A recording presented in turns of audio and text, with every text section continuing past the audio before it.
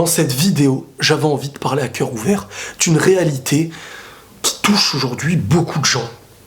Et que le racisme n'existe pas en fin de compte que chez celui qui ne veut pas des gens qui viennent dans son pays, mais aussi chez ceux qui se sentent parfois victimes en fait du racisme. Je vais mettre les choses dans leur contexte.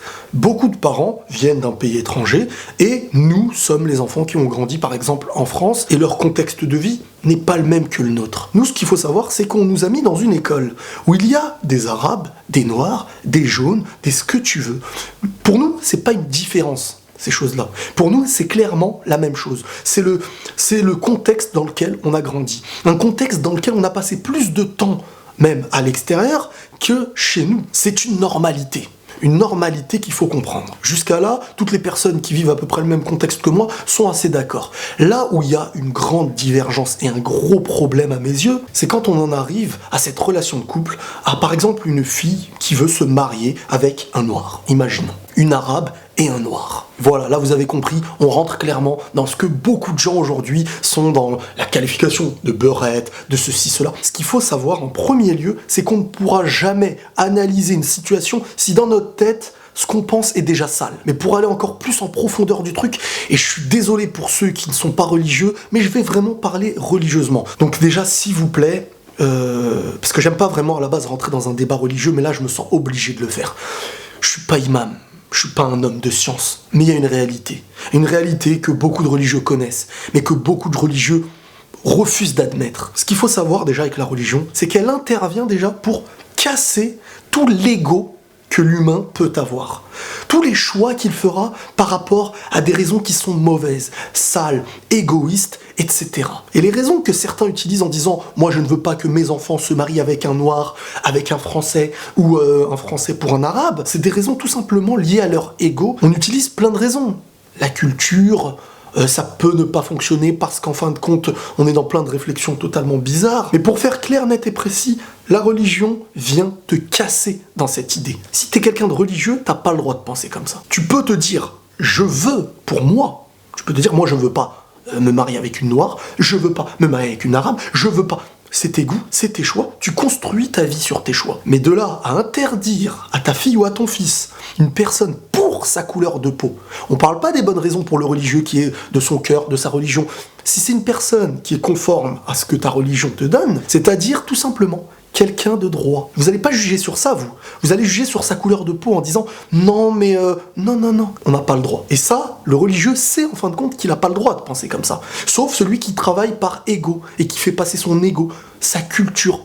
Aucune culture, religieusement, ne t'emmènera au paradis plus que ta religion. Donc si celui qui demande ta fille est quelqu'un de bien, qu'elle a envie et qu'il a de quoi l'emmener, comme on dit, au paradis, si c'est un choix de eux deux, tu n'as même pas le droit d'interdire normalement si c'est quelqu'un de bien. Parce qu'en fin de compte, les familles très rarement interdisent parce que c'est une mauvaise personne.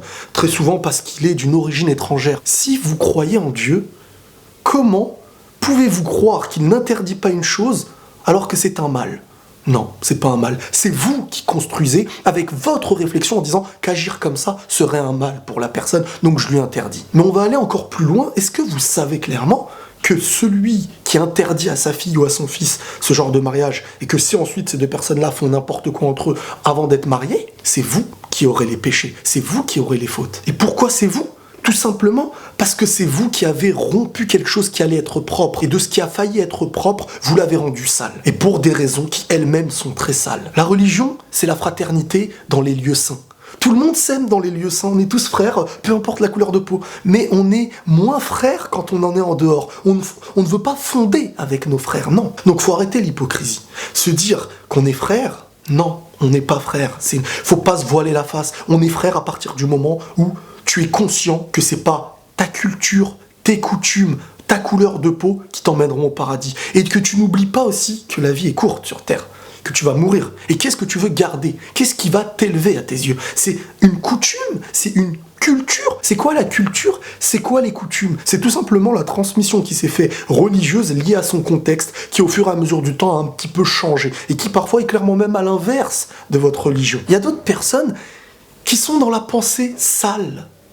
La pensée où si une fille se met avec un noir, c'est pour des sales raisons. C'est quoi ces pensées ? C'est pas parce que certains ont vécu ou vivent peut-être dans un milieu sale, que des gens qui veulent faire propre, tu dois leur assimiler ce que tu as vécu de sale. C'est totalement en dehors de vos principes. Dans la croyance, Dieu te jugera sur ta religion. C'est ce qu'il y aura de plus parfait pour le religieux. Que ses coutumes viennent d'ici ou de là-bas, si celui-ci respecte sa religion, peu importe le lieu où il est et peu importe avec qui il est moins grave de laisser, par exemple, ta fille se marier avec une personne étrangère qui est quelqu'un de bien et que quelques années après, ils se séparent, que d'interdire cette relation pour des raisons qui sont sales. Toutes les personnes religieuses là qui me prennent peut-être pour je sais pas qui, renseignez-vous chez les gens de science. Moi, j'en suis pas un. Chacun choisit ce qu'il veut individuellement. Mais la religion, faut pas jouer avec. Soit on l'est et on essaye de s'en imprégner de ses valeurs et de combattre notre ego et nos mauvaises idées, soit on est dans le cas de l'ignorance et se battre pour transmettre une ignorance, quelque chose de mauvais en soi, faudra en assumer ses responsabilités. La meilleure manière de vivre dans sa foi, c'est de retirer toute mauvaise fierté envers une chose qu'on n'a pas choisi d'être. Aucune frontière, aucune origine, tout simplement un choix de vie. Un cœur qui décide ce qu'il a envie de vivre, une raison de vivre sur Terre, uniquement. Et tu ne peux pas favoriser tes origines à celles des autres. Faut se baser, quand tu regardes quelqu'un, uniquement sur celui qu'il est et qu'il a décidé d'être. Et sa couleur de peau, qu'il soit un peu plus bronzé au soleil, qu'il soit plus blanc, qu'il vienne d'Afrique ou d'ailleurs, si tu juges sur ça, t'es en total désaccord avec ta création et celui qui t'a créé. Voilà, je suis vraiment désolé pour le débat religieux, mais j'étais vraiment dans cette obligation de le faire, parce qu'à mes yeux, il y a un gros problème à ce niveau-là. Prenez tous soin de vous et la paix sur vous.